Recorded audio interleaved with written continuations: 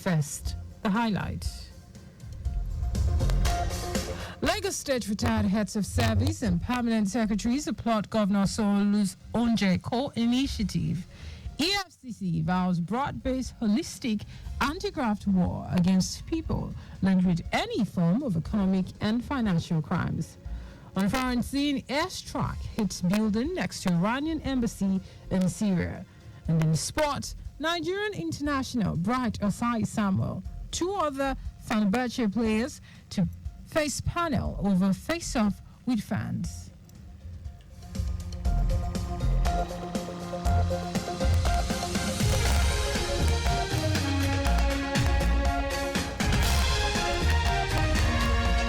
Now the details. I'm Sarah Adesanya. The Association of Lagos State Retired Heads of Service and Permanent Secretary, Las Hobbs, has commended Governor Babajide Sanwo-Olu on the Onjeko initiative, which is aimed at making staple foodstuffs available to a cross-section of Lagosians at affordable prices.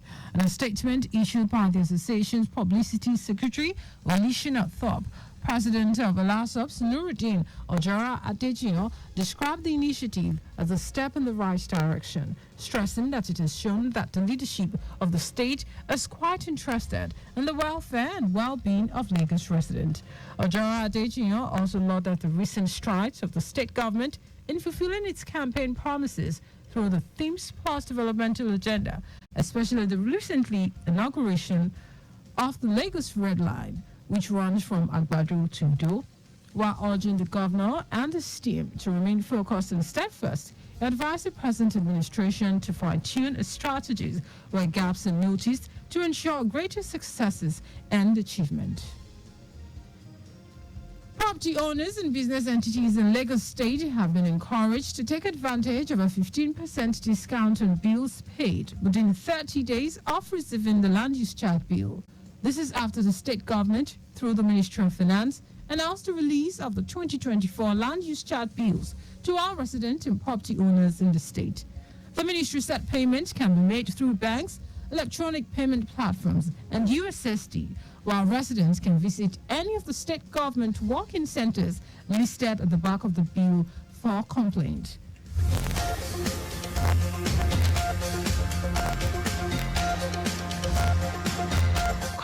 Of the Federal Road Safety Corps, FRSC, Dauda Bill, has directed the Kogi State Sector Commander to commence a detailed investigation which will lead to the prosecution of drivers responsible for crime in the state.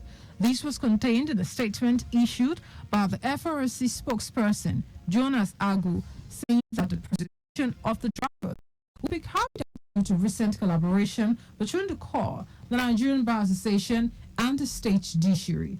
According to the statement, the crash that occurred involved a total of 4 vehicles, comprising 2 trucks, 1 Sharon bus, and 1 motorbike. One of the truck's backing systems failed while its excessive speeding and crashed into 3 stationary vehicles, including a bus carrying 12 passengers. The impact of the crash resulted in the fire that killed the 12 passengers in the bus and the motorbike rider. Reacting, Bill noted that the drivers responsible for the accident will not go scot-free.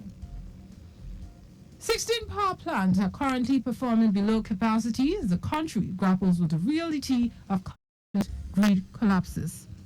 A data by the electricity market operator NERC on Monday revealed that some power plants, AFAM 4 and 5, Sapele ST, Olorun Shogo NIPP, Omotosho NIPP, Sapela GT NIPP, Ihovo NIPP, Geregu NIPP, Omotosho, Olorun Ibom Power, River IPP, Omoku, Transamadi, Paras, Taupex Energy, and Dadin Kwara currently produce just about 1,053 megawatts, that is 37% of the power consumed in the country.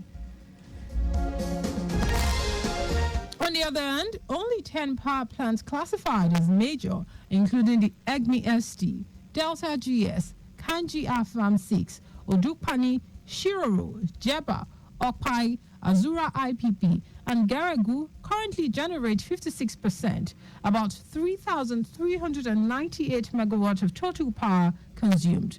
Meanwhile, experts say that the country needs nothing less than 30,000 megawatts to reach sufficiency.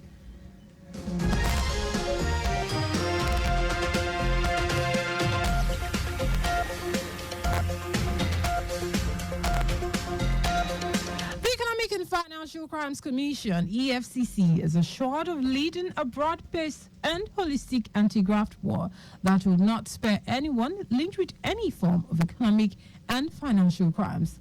According to a statement issued by EFCC spokesperson Dele Oyewale, the Commission's chairman, Ola Olukayode, gave the assurance in Abuja at an anti-corruption concert organized to create greater awareness and public involvement in the fight against internet crimes. Olukayode reaffirmed this commitment to all embracing fully integrated war against corrupt practices.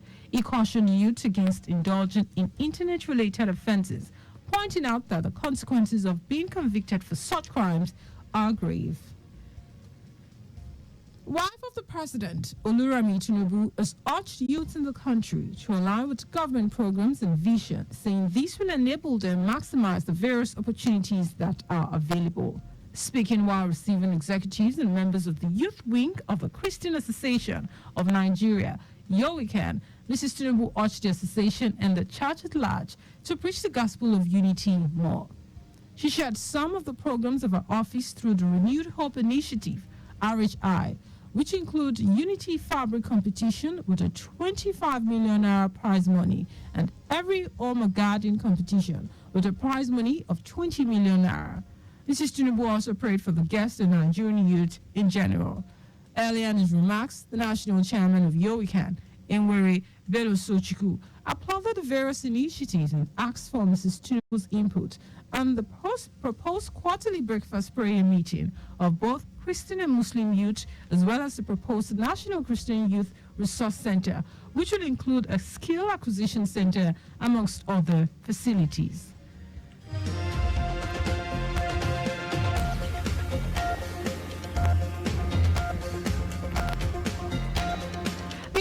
Advocates for Good Governance, AAGG, has declared support for President Bola Tinubu's efforts in steering the nation towards progress. Speaking at a press briefing, the national chairman of the group, Jamilu Mato, said the commitment of President Tinubu to Nigeria's development was unquestionable. Mato, who passed a vote of confidence in the Minister of Works, David Umahi, said he has shown that the entire country is his constituency. It stated that Umahi's contributions to the development of Nigeria are laudable, particularly his commitment to visiting every nook and cranny of the country to assess the conditions of roads. AAGG appealed to President Tinubu to give consideration to the Bauchi-Gombe Road, given its economic importance to the Northwest.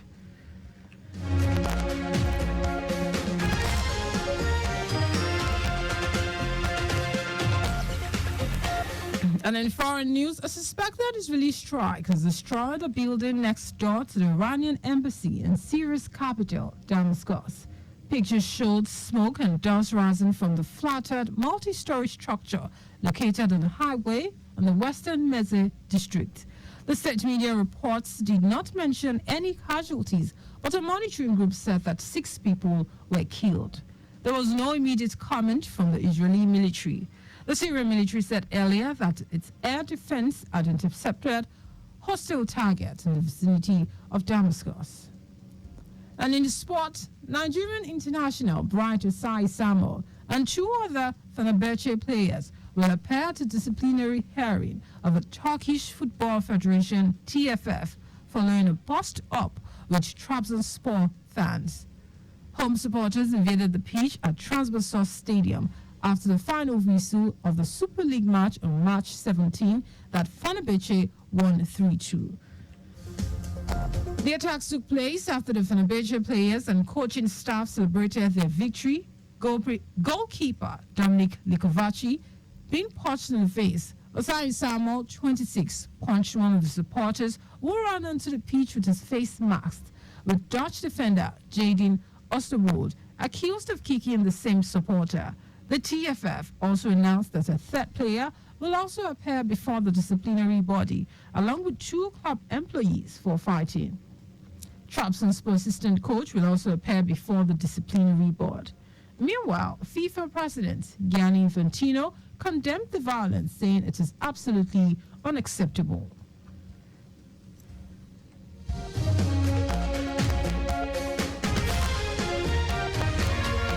Just before we go, please do not drive beyond the specified speed limit. You can follow us and like all our various social media platforms: X, formerly Twitter, Traffic Radio 961, Instagram, Lagos Traffic Radio 961. Watch us live on Facebook, Lagos Traffic Radio 96.1 FM. On YouTube, subscribe and watch all our previous programs and news on our channel, Traffic Radio 961. Did you know that Sanwo-Olu administration renovated 5 libraries, Epe, Badagry, Etiosa, Amuwa-Dofin, and Ikorodu? You can get more details on the Lagos State Government website. To end the news, here are the highlights of the major stories. The Association of Lagos State Retired Heads of Service and Permanent Secretary, Ala Hobbs, has commended Governor Babajide Sanwo-Olu on the Onje Eko initiative, which is aimed at making staple foodstuffs available to a cross-section of Lagosians at affordable prices. The Economic and Financial Crimes Commission, EFCC, is assured of leading a broad-based and holistic anti-graft war that will not spare anyone linked with any form of economic and financial crimes. We also told you that a suspected Israeli strike has destroyed the building next door to the Iranian embassy in Syria's capital, Damascus. And in sport, Nigerian international Bright Osayi Samuel and 2 other Fenerbahce players will appear at a disciplinary hearing of the Turkish Football Federation, TFF, following a bust-up with Trab sponsor fans. For contact with the newsroom, send a message to info@trafficradio961.ng. That is the news broadcast compiled by Aderayo Idowu Olaya. I am Sarah Adesanya.